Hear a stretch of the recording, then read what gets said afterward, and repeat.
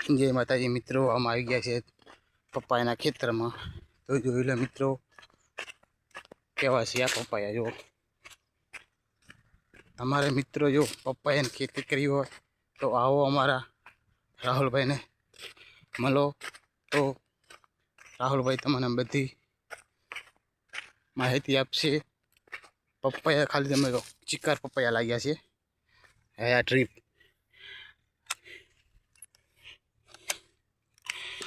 बरोबर। तो आवीने तमे चेक करो जो पप्पाया।